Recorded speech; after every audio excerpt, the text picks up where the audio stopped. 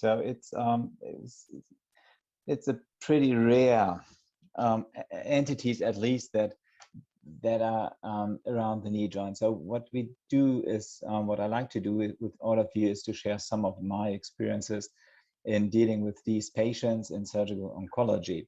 So we know that we deal with different types of tumors around the knee joint. So we did see in the last presentation some bone tumors. So primarily we deal with bone tumors such as the osteosarcoma, Ewing sarcoma, and the very young ones. But then again, in the older ones, we deal, of course, with metastatic disease, just like this renal cell carcinoma on the distal femur. We deal with lymphoma and also with some soft tissue sarcoma, which are pretty rare, but some of these encasing the total bone, and there's no chance to get a good surgical or oncology margins while not resecting part of the bone, and just like in this case, the distal femur, and then you have to replace it using some tumor endoprosthesis. Then, of course, there are even more rare tumors, just like this benign bone tumor, the giant cell tumor, with a total destruction of the distal part of the femur. So there's no chance for curettage and filling or using denosumab in this case. There you need to do something about the destructed bone, and there's an indication also for using tumor endoprosthesis. So the conditions we face in tumor surgery and surgical oncology are totally different in comparison to primary arthroplasty. So we deal with very, very large bone defects. So in average, it's around about 18 centimeters for the proximal tibia and also for the distal femur. If you look into literature, and this is what our data suggests. So sometimes it's more, but and sometimes it's less, but in average it's around about 18 centimeters, which is a huge distance to reconstruct. Then, of course, we have the loss of functional musculature. So what we need is to provide a good function for the patient after surgery is enough musculature. And if you look at these papers, these slides there, these images, you're going to see that there sometimes we deal with tumors with a huge extension into the soft tissues. And there you can imagine, if you want to get good margins, you need to sacrifice a lot of the surrounding musculature to get clear margins in terms of oncological safe margins.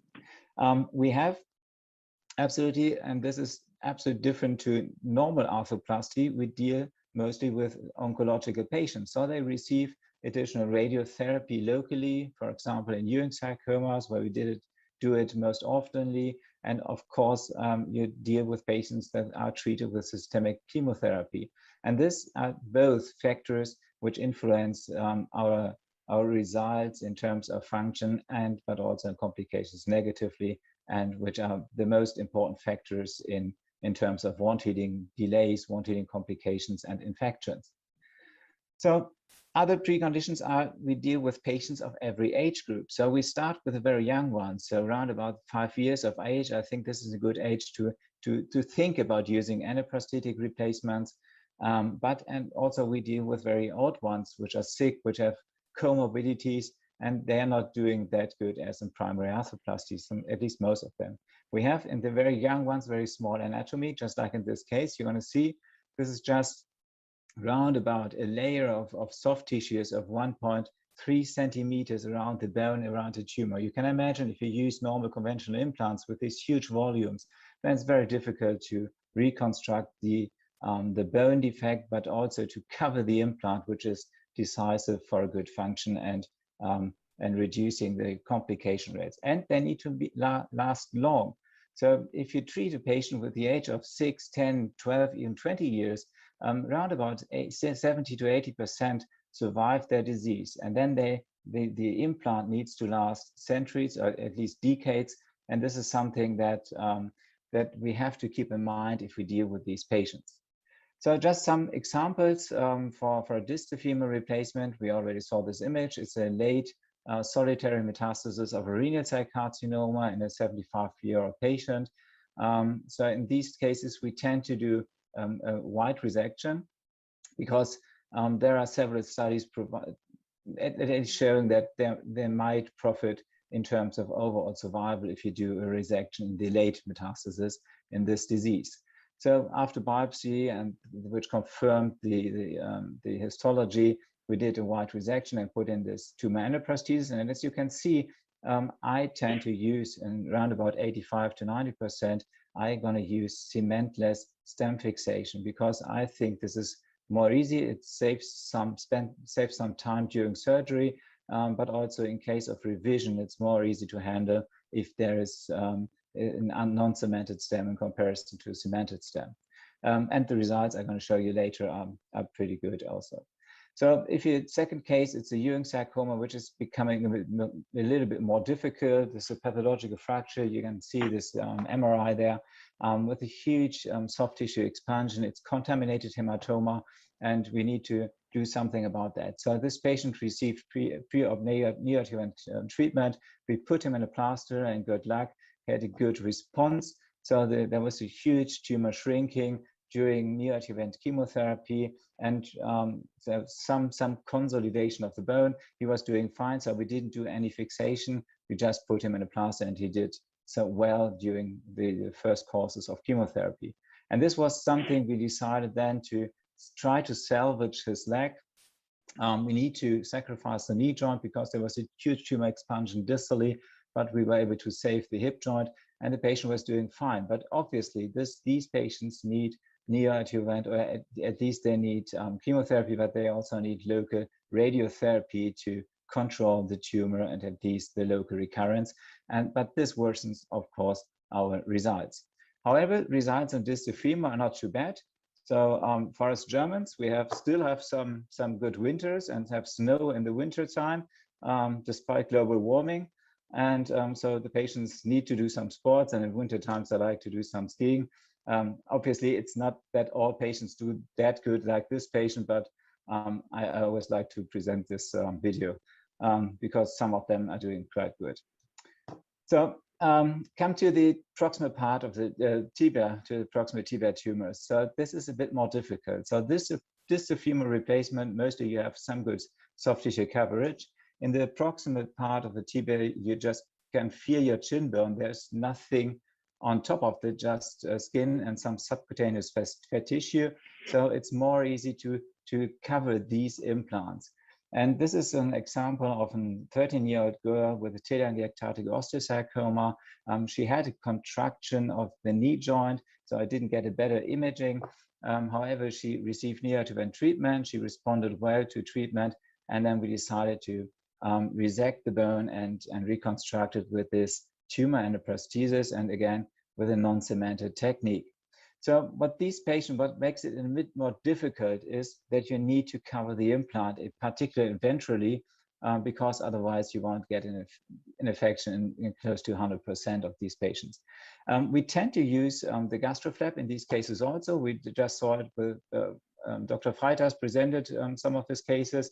It's very much the same technique. So I can go through this a little bit faster. So you have to reattach the extensor mechanism and the patellar ligament on top of the implant.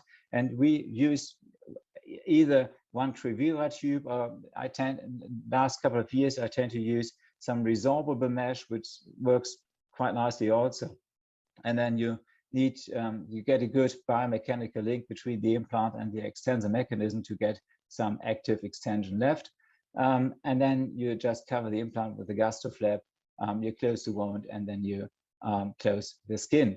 And this is just one example of a young woman. She's doing quite fine, and most of the results present, at least my experience is that most of the patients get some good functional results and an active range of extension in the knee joint with not that much deficiencies.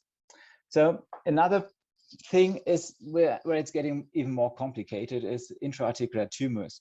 So some of these, and these are very rare cases, just around about, I would say 1 to 5% of these distal femur tumors which have an involvement of the knee joint.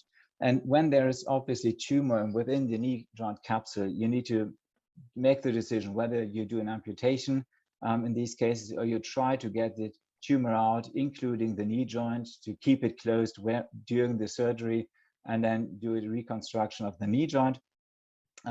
This is a technique we did in some cases in the past. So you need to have at least more than half in the extensor mechanism. You even lose more musculature than a normal distal femur replacement. You leave the joint closed during surgery, and then you halve the patellar tendon. And then in most of the cases, you're able to remove the distal part of the femur. You cut somewhere in the tibia and remove the proximal part of the fibula and leave the joint closed. So you have a good margin for the tumor resection. However, this works out as a surgical technique, not too bad. Although we just looked at some of our patients that we treated some years ago. We published this paper some years ago, but you're going to see that the survival rate of these implants is not that perfect. So you have, after 5 years' time, less than 40% implant survival. However, we were able to keep the leg in most of the patients. But if you look at the complications, we faced a lot of complications in these patients, more than in a normal distal femur replacement. So a periprostatic infection in 22 of these patients, which was around about more than 40%. And this was an awful result. The function results are not too bad, but to be honest, when I need to do this decision, I always talk to the patient, maybe it's better to do an amputation, because in the long run, the function results are better in these patients. However, if they refuse an amputation, then you can try it. It's not too bad from a functional point of view, but it's not perfect anyway.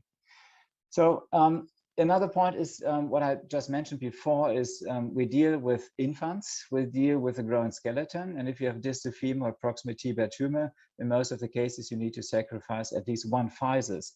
And this is something where we have to deal with it, because if you treat a patient with the age of 5 or 6 years, then he has around about 10 years of rest growth.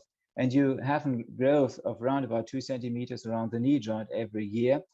So this makes up to 20% of leg length discrepancy. And this is not easy to handle if you don't do anything about, just like doing using, for example, expandable implants, or using custom-made implants, or a combination of both, to deal with a small anatomy in the very young ones and to try to lengthen the leg.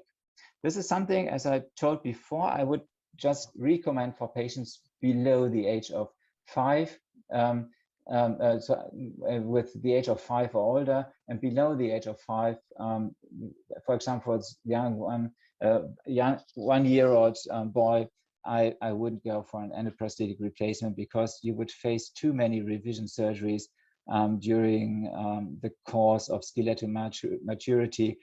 So in these patients, I tend to do some, for example, this rotation plasty, like we did in this very young one, because I don't really believe that if tumor endoprosthesis in these patients is really helpful in the long run. Okay, so they're not doing too bad, but if the patient is older, or the patients are older, then I like to use these non-invasive distal femur replacements, growing prosthesis. They are doing at least a good job. You can lengthen the implant depending on the reconstruction length, somehow between 5 and 7 centimeters in one step, at least in 1 millimeter steps per day. And as you can see in this X-ray, we lengthen the implant around about 7 centimeters in this patient, and then you can level out the leg length and balance the leg length in these patients. And this works quite nicely. Another idea or another technique is using these bioexpandable implants. So there is at least it's a distal femur tumor endoprosthesis, which is connected to a growing nail, and then you start some lengthening over the nail procedure. The advantage is you have a good, you make the ratio between implant and bone is getting better by extending the bone by this lengthening procedure. But the problem in these is sometimes that you can't stop the lengthening procedure. So you have to lengthen at least the full length of the implant or the nail, because you can't stop it during the lengthening procedure, because then you get a consolidation of the bone, and then you need to get back in the second surgery and make a new osteotomy if you stop it in between. But it works out nicely. So we did a couple of these patients and they are not doing that badly. So I think expanded prostheses are not longer an experimental technique or surgery. So there's a nice multi-center study published some recently with around about 107 patients. They used the Stanmore implant, non-invasive expandable distal femur in this case, and they had I think acceptable rates of complications. They faced 7 infections, but they had an implant survival of 66% after 5 years and 48 after 10 years. So this was not too bad, and they were able to lengthen most of the implants without that much technical complications. So, but now let's come to the complications we face using anaprosthesis in the distal part around the knee joint in tumor patients. There was published in 2018 this paper, Chinese paper, that summarized some of the results with patients, with oncological patients treated with distal femur and proximal tibia anaprosthetic replacements. And what you can see is that the overall survival of these implants is not too bad. You can't compare these with primary arthroplasty, of course. As I told you, these are oncological patients, and this is a little bit more difficult. But however, the 5-year survival rate of the implants is in average around about 75%, which is not too bad, I would say. The MSDS score, which is the kind of functional score, was not too bad. So 100% is perfect, and it's around about 80–85% in average, which is good also. And then you look at the rate or the cause of complication, and the main problem is infection, as Dr. Freitas stated in his presentation. It's the most serious complication, but we also face some aseptic loosenings of the stems of the implants, and of course some mechanical failures. And this is most often in the knee joint, aware of the bushing. And this is something you can't really avoid in the long run just by improving the implants. And then there's the second study I'd just like to present you of a very long follow-up patients. So this is a study from the Birmingham group. They had patients with minimum of 25 years after primary surgery. It's not just the tumors around the knee joint, they included the humerus and some more. But however, you're going to see 200 patients were eligible after 25 years from 564. So you nearly lose 60% of the patients in the long run because they die because of the disease or because of other causes. But you're going to see, and this is what I wanted to point out, is they had 610 further operations. This was just around 2.7 operation per patient in the 25 years as revision procedures. And there you're going to see some of the patients had even around about 10 revision procedures in their clinical course. So the risk of amputation, in particular for the lower extremity, because there was no amputation in the upper extremity, was about 16% at 30 years. But so you're going to see most of the extremities can be salvaged. The proximal tibia had the highest risk of infection, which was around about 43%, which is a lot. And the risk of infection was around about 2.7% for every revision procedure, which is not that low. And they stated out also that the risk for infection for every patient is around about 1% per year. And this is something we have to keep in mind. The most common reason, even in this, and also in this paper, was aseptic loosening, was rebushing of the knee joint mechanism, and it was infection. However, functional result was good, as I pointed out on the slides before, and the survival of the leg was, or extremity, was not too bad also. So around about 80%, 85% after more than 25 years. So what was the main problem in this paper was aseptic loosening. This was the main cause for revision. And there's always the question what to do. How should we fix the implants into the bone? I also told you before, I like to do some uncemented stem fixation. I think if you get a good press fit, then you get very, very few problems with loosening. In the cemented ones, it's always a question, how long do they last? There are several papers presenting some good rates on cemented stems. This is just a study from the colleagues from the Netherlands.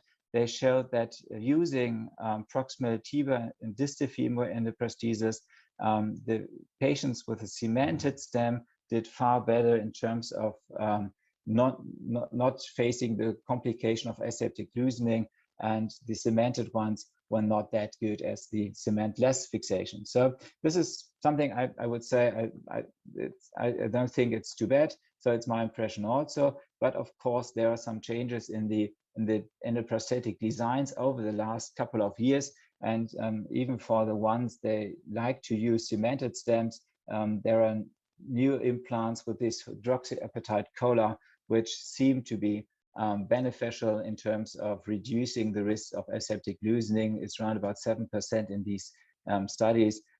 We just looked at our data, it's less than 5% using mostly the cementless stem. So I think this is not this big issue anymore in endoprosthetic replacements, but as we heard before, infection remains the most serious complication and is the most prominent and common reason for secondary amputation in dealing with these patients. We've heard if you have poo somewhere, an infection, you need to revise it, you make a good debridement, you need to put out all the hardware and all the metal and make a good two-stage revision.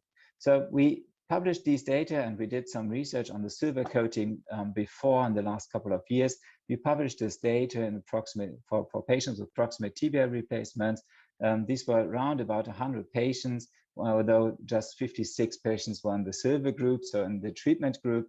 And what we did see is that we were able in these patients to reduce the risk of infection as the primary infection, but also in case of secondary infection rates, nearly half the rate of infection in these patients. And what was important is that we were able to reduce the rate of secondary amputation due to infection significantly, and nearly more than half in this rate. So I know these groups are not that large, and this is a problem dealing with tumor patients, is always that the numbers of these patients are pretty small. And then it's always a question how to do a proper study, how to do a good prospective study to really improve or to really show whether there's an effect on the silver coating in terms of prophylaxis or in terms of infection reduction. And this was a nice paper published this year. They looked at the quality of the papers dealing with this question. And if you're going to see, there are two of our papers, one and this is the other one, and green is good. So this is a good study. Red is not that good because there is a huge bias in the one or the other term. And you're going to see there's no study where just green spots. And this means because of the small number of patients, it's always difficult to make good conclusions. But however, what you can see is that most of these studies show some effect, at least a trend towards the effect of silver coating in terms of reducing infection rate. And this is something I really believe on, not just in terms of in patients with revision cases, but I really think that silver is able to reduce infection rates even in primary cases, and is effective to as a prophylaxis. So one last thing I just want to point out is a new trend and a new technological development in tumor endoprosthetic replacements, and this is the 3D printing technology. This is something which is very good because you can adapt with these implants very good to small anatomy. You can adapt to remnant bone stock by using these implants. This is CT based, and then this is a highly porous titanium structure. And this is something which heals perfectly into the bone. And this is something where we are able in the last 3-4 years to spare knee joints. So the best thing you can do is to keep the joint whenever possible and not replacing the joint. And this is something, just an example of one of my patients with a proximal femur replacement, but you can see this is just a stem with a length of just 2.5 centimeters. So this is very, very short. And some years ago, I wouldn't be able to preserve this knee joint. So I would have done the total femur in this case. But using this technology, we were able to have a good stability. So this guy has full weight bearing. We were able to preserve the physis, and we were able to preserve the knee joint, which is always good to have. Two other examples for these type of procedures. So this is a 15-year-old female with an adamantinoma, and you're going to see it's very close to the joint. You need some good margins. At least I like to have 2 centimeters to the tumor of safe margin within the bone. And we did a resection of this, and then we implanted this one. And again, some years ago, I wouldn't be able to preserve the knee joint because we didn't have these stems, or at least this type of stem, the small custom-made stem. But now she's doing good. So these are the post-op images. I did this surgery 3 months ago. I just saw her back in my ambulatory, and she's doing fine, has full weight bearing. So this is, I think, a good example of not sacrificing the bone or the joint if it's not necessary. Another, and my last example, is this 19-year-old female with an osteosarcoma. You're going to see it's a huge tumor within the soft tissues with extension within the femur. And again, I wasn't sure I wasn't sure how she responded to neoadjuvant chemotherapy.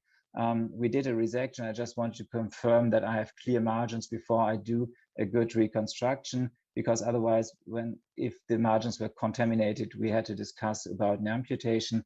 But good luck, margins were free. She responded quite nicely to chemotherapy. And then we did this kind of reconstruction again, sparing or preserving the knee and the hip joint using these printed implants. And this is the second one is around about 8 months down the line. So she has full weight bearing, and she has very few complaints. So let me summarize. I think there are good overall rates of extremity survival dealing with patients or with tumors around the knee joint. The tibia is more complicated than it is the femur. Although we have to keep in mind that we have high rate of revision procedures in the long run, infection still remains the most serious complication. Growing implants are no longer experimental. I think they do a good job, and this new 3D printing technology might improve our results even in the future, and maybe we are going to do better than in the past. So thank you very much.